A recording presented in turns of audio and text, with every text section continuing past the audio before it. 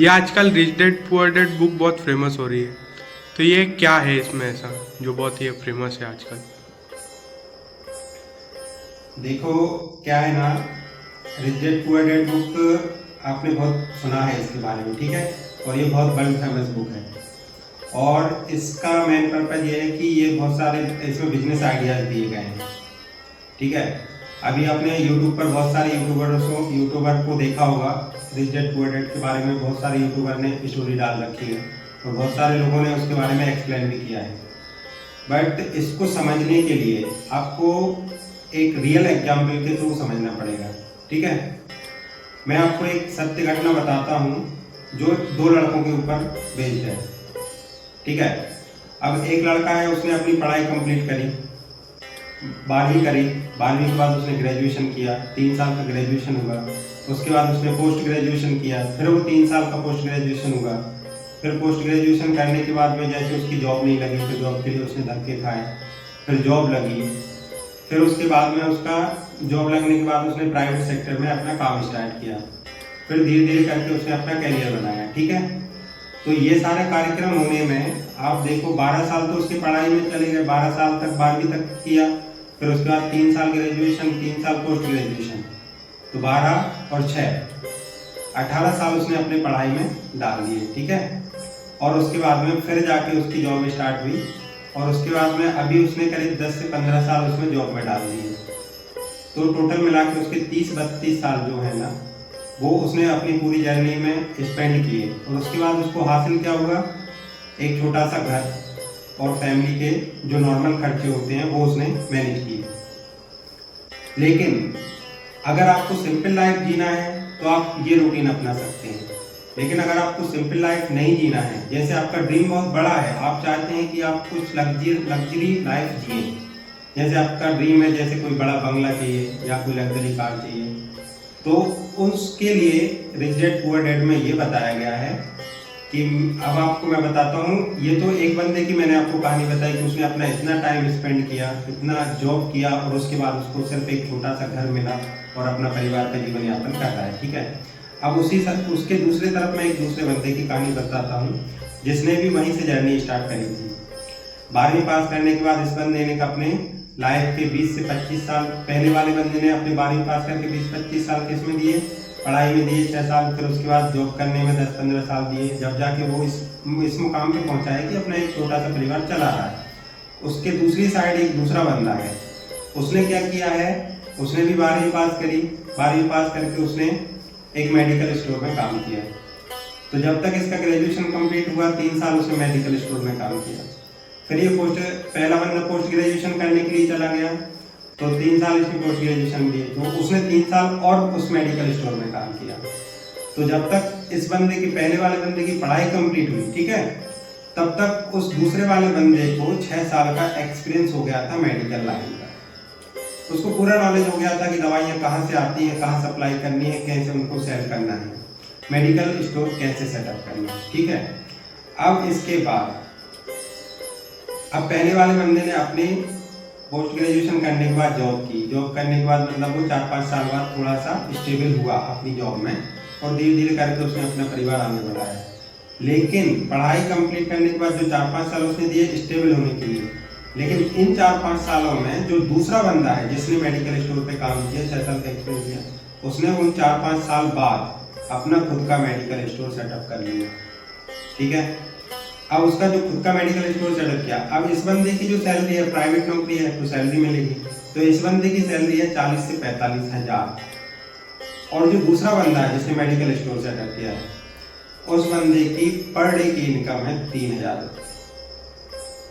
तो पहले बंदे ने अपना इतना टाइम स्पेंड किया, मनी स्पेंड की, पढ़ाई करी, ये सब किया, और सैलरी कितनी है 40 से 45 हजार। दूसरे बंदे की सैलरी है 3000 रुपये पर डे, तो उसको महीने का कितना पड़ रहा है, 90,000 रुपये, ठीक है। अब पहले वाले बंदे ने शादी करी, अपनी फैमिली सेटअप करी, छोटा सा एक घर लिया। दूसरे वाले बंदे ने अपनी खुद की मेडिकल सेटअप करी, खुद उसके पास 2-3 एम्प्लॉयज हैं, उसका खुद का घर उसने खरीद लिया। उसके बाद अपनी शादी कर ली, फैमिली सेटअप कर ली, अपने पूरे परिवार के साथ इंडिपेंडेंट अपनी लाइफ जी रहा है। और अब उसका जो बिजनेस उसने सेटअप किया है ना मेडिकल लाइन का, वो बिजनेस लाइफ टाइम के लिए उसका बन गया, क्योंकि उसकी मेडिकल अब उस लोकल एरिया में फेमस हो गई है, तो वहाँ पर वो उसने अपनी एक ब्रांड बना ली, ठीक है।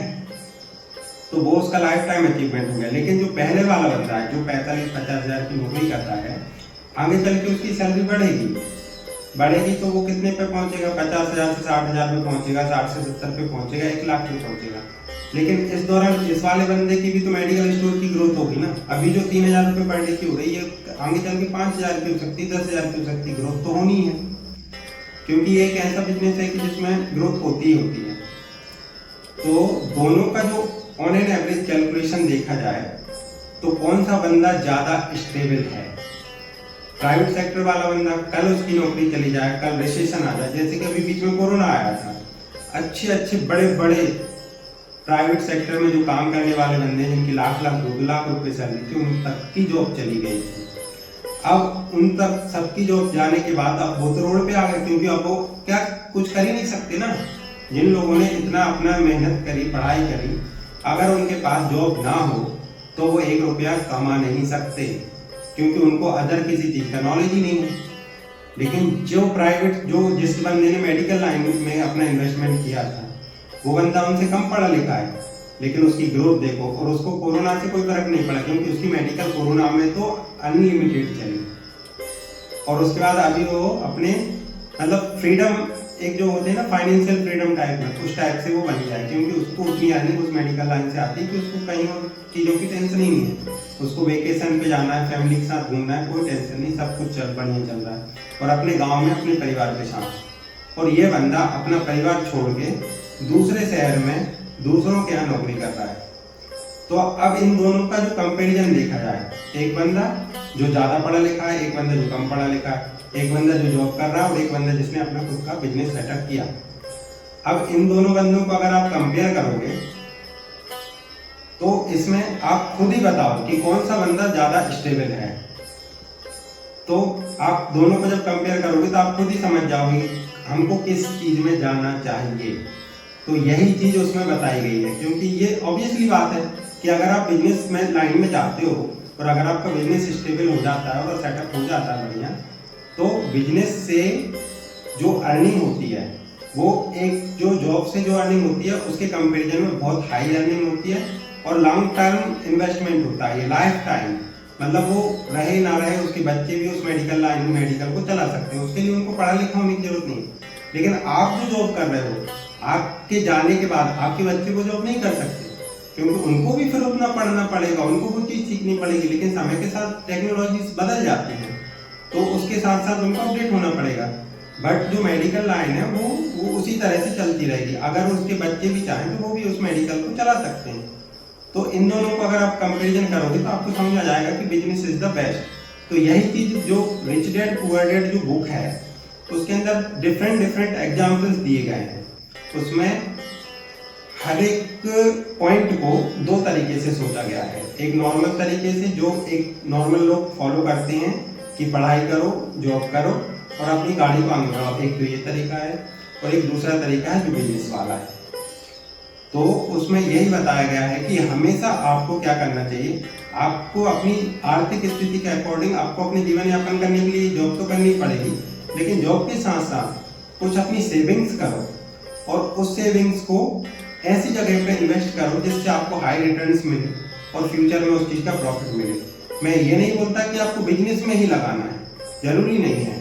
आप चाहें तो बिजनेस में लगा सकते हैं, आप चाहें तो डिफरेंट, आजकल इतने तरीके हैं कि आप अपने पैसे को डिफरेंट जगह पर इन्वेस्ट कर सकते हैं।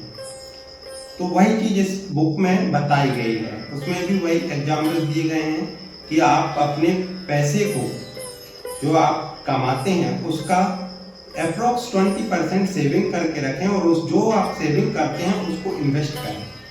अगर आपका इन्वेस्ट, जैसे अभी आज के डेट में जैसे एक पुरानी कहावत है कि अगर आप 3 चीजों में कोई पैसा इन्वेस्ट करते हो तो आपको कभी जीवन में लॉस नहीं होगा, जैसे रोटी, कपड़ा और मकान। लेकिन इसके अलावा भी बहुत सी चीजें हैं जिनमें आप इन्वेस्ट कर सकते हो। आप अपने डेली मर्रा के जीवन में देख सकते हो कि किस चीज की डिमांड ज्यादा है, जिस चीज की डिमांड ज्यादा है उसमें आप अपना पैसा इन्वेस्ट कर सकते हो, तो आपको उससे हाई रिटर्न्स मिलेगा। तो यही चीज उस बुक में समझाया गया है और वही रिच डैड पुअर डैड का मेन उद्देश्य यही है कि जब आप अपने पढ़ाई करते हो, पढ़ाई के बाद जब आप जॉब करते हो, तो जॉब में क्या होता है, जैसे आपका हाई पैकेज होता है ना, जैसे किसी की सैलरी 1 लाख है, ठीक है, तो वो अपने खर्चे बढ़ा लेता है। खर्चे कैसे करता है? अनलिमिटेड खर्चे करता है, क्रेडिट कार्ड बनवा लेता है, इधर पेमेंट करता है, उधर पेमेंट करता है, यहाँ घूमने जाता है, क्योंकि पैसा आ रहा है। भाई पैसा आ रहा है तो 1 लाख रुपए में से उसने 80,000 खर्च कर दिए, बच्चे 20,000, तो 20,000 में वो सेविंग भी नहीं कर पा रहा सही तरीके से। अगर आप उसमें से आपका जितना भी जो एक्चुअल खर्चा है उसको घटा के जो पैसा बचता है उसको अगर आप सेविंग करते हो, और सेविंग करके अगर आप उसको कहीं पर इन्वेस्ट करते हो, तो वो चीज आपको फ्यूचर में जब आप जैसे जैसे आप बड़े होते जाओगे, आपकी एज बढ़ती जाएगी, आपकी फैमिली बड़ी होती जाएगी, आपके बच्चे होंगे, तो उनके लिए आपके फ्यूचर के लिए उनको सिक्योर करेगा। तो इसी चीज को उसमें एक्सप्लेन किया गया है, तो मैंने आपको बता दिया है। अगर आपको ये अच्छा लगे तो प्लीज इसको वॉच करें। Thank you so much.